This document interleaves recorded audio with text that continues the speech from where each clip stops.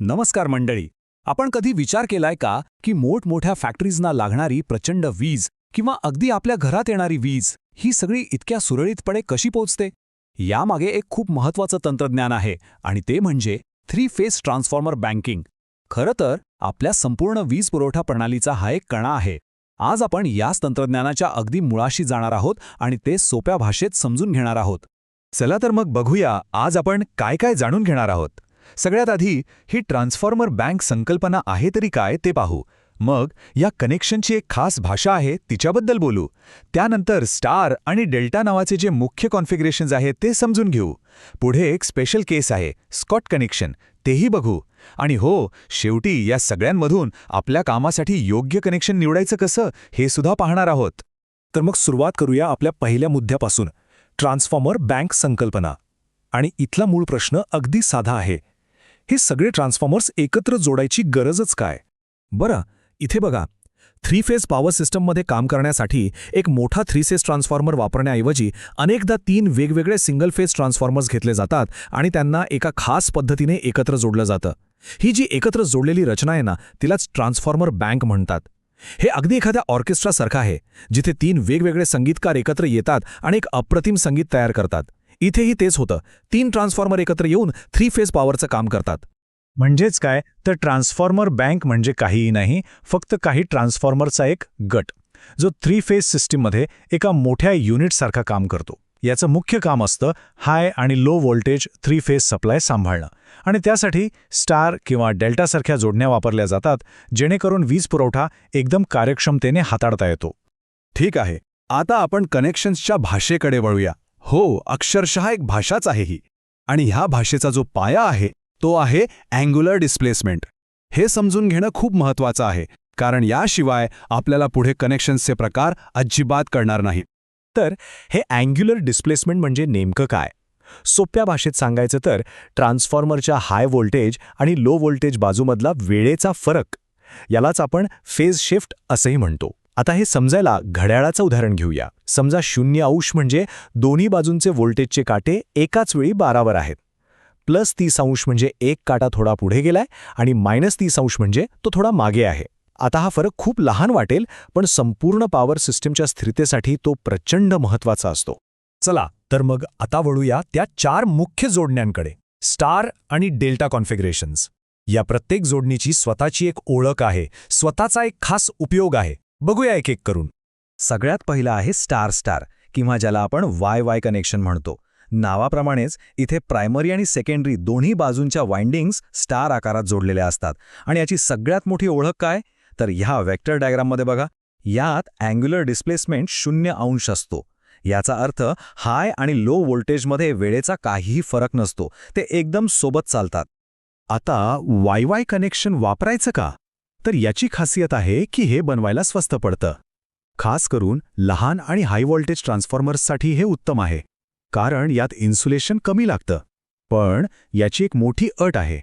हे कनेक्शन तेव्हाच व्यवस्थित काम करतं जेव्हा लोड बॅलन्स्ड असतो, म्हणजे तिन्ही फेजवर सारखा भार असतो. यानंतर येतं स्टार डेल्टा म्हणजे वाय कनेक्शन. नावावरूनच कळतंय, प्रायमरी बाजू स्टारमध्ये आणि सेकंडरी बाजू डेल्टामध्ये जोडलेली असते. आणि इथे एक मोठा बदल आहे. जर तुम्ही या वेक्टर डायग्रामकडे पाहिलं तर लक्षात येईल की इथे 30° फेज शिफ्ट आहे. आणि हा जो बदल आहे ना, तो खूप महत्त्वाचा आहे. मग हे कनेक्शन वापरतात कुठे? तर याचा सगळ्यात जास्त वापर होतो आपल्या घराजवळच्या सबस्टेशन्समध्ये, जिथे हाय व्होल्टेज लाईन्समधून आलेली वीज कमी व्होल्टेजमध्ये बदलली जाते, म्हणजे स्टेप डाऊन केली जाते. तिथे हे कनेक्शन असतं. म्हणजे बघा, नकळतपणे का होईना, हे कनेक्शन आपल्या रोजच्या आयुष्याचा एक अविभाज्य भाग आहे. आता पुढचं कनेक्शन आहे डेल्टा म्हणजेच डेल्टा. इथे दोन्ही बाजू प्रायमरी आणि सेकंडरी डेल्टा पद्धतीने जोडलेले असतात. वाय कनेक्शनसारखंच यातही अँग्युलर डिस्प्लेसमेंट 0° असतो. पण याची रचना खास आहे. या तिन्ही फेज एका बंद लूपमध्ये जोडलेले असतात आणि यामुळे याला एक असं वैशिष्ट्य मिळतं जे दुसऱ्या कुठल्या कनेक्शनमध्ये नाही. आणि ते वैशिष्ट्य काय माहितीये? ते म्हणजे समजा 3 पैकी एक ट्रान्सफॉर्मर खराब झाला तरीही ही सिस्टम बंद पडत नाही. ती तब्बल 58% क्षमतेने आपलं काम सुरू ठेवू शकते. याला म्हणतात ओपन डेल्टा ऑपरेशन. आणि यामुळेच ही सिस्टम खूप जास्त विश्वासार्ह मानली जाते. आणि आता आपल्या 4 मुख्य जोडण्यांमधली शेवटची जोडणी डेल्टा स्टार म्हणजेच डेल्टा वाय. नावाप्रमाणेच प्रायमरी डेल्टामध्ये आणि सेकंडरी स्टारमध्ये जोडलेली असते. यातही फेज शिफ्ट आहे, पण तो आहे +30 अंशांचा, म्हणजे स्टार डेल्टाच्या अगदी उलट. बरं, या कनेक्शनचा मुख्य उपयोग व्होल्टेज वाढवण्यासाठी म्हणजे स्टेप अप करण्यासाठी होतो. याचं उत्तम उदाहरण म्हणजे पॉवर स्टेशन्स. जिथे वीज तयार होते तिथून ती शेकडो किलोमीटर दूर पाठवायची असते. तेव्हा हे डेल्टा स्टार कनेक्शन वापरून व्होल्टेज खूप वाढवलं जातं. यामुळे वीज कमीत कमी लॉसमध्ये लांब अंतरावर पोहोचवता येते. आत्तापर्यंत आपण ज्या जोडण्या बघितल्या त्या सामान्यपणे वापरल्या जातात, पण काही अशी खास औद्योगिक कामं आहेत जिथे या जोडण्या चालत नाहीत.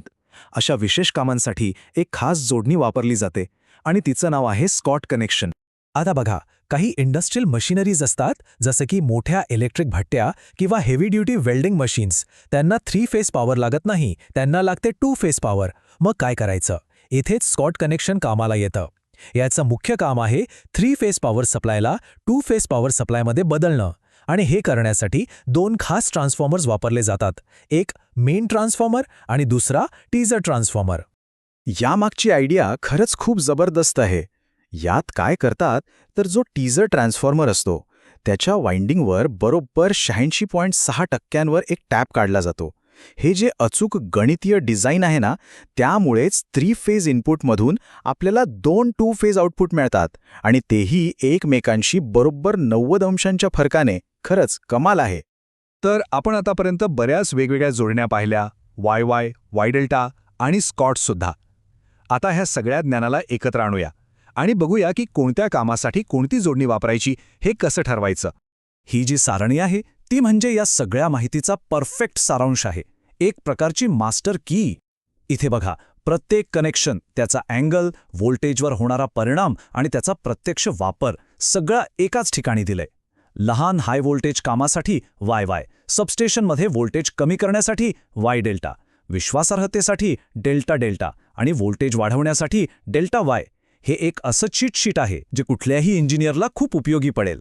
तर मग या सगळ्यातून आपण काय शिकलो? सगळ्यात महत्त्वाचं म्हणजे ट्रान्सफॉर्मर बँकिंग म्हणजे फक्त व्होल्टेज कमी किंवा जास्त करणं नाहीये. त्याहीपेक्षा महत्त्वाचं आहे अँग्युलर डिस्प्लेसमेंटला कंट्रोल करून संपूर्ण पॉवर ग्रिडला स्थिर ठेवणं. आणि दुसरी गोष्ट म्हणजे कनेक्शनची योग्य निवड. मग ती वाय वाय असो किंवा स्कॉट, थेट आपल्या सिस्टीमच्या कार्यक्षमतेवर, खर्चावर आणि औद्योगिक क्षमतेवर परिणाम करते. खरं तर या सगळ्या जोडण्या आपल्या जगाचा एक अदृश्य आधारस्तंभ आहेत. त्या सतत काम करत असतात, पण आपल्याला दिसत नाहीत. आता पुढच्या वेळी जेव्हा रस्त्याने जाताना एखादं सबस्टेशन दिसेल, तेव्हा एक क्षण थांबा आणि विचार करा की याच्या आत कोणती जोडणी काम करत असेल. वाय डेल्टा असेल की डेल्टा वाय? हे ज्ञान आपल्याला आपल्या आजूबाजूच्या आधुनिक जगाचा पाया अधिक चांगल्या प्रकारे समजून घ्यायला नक्कीच मदत करेल.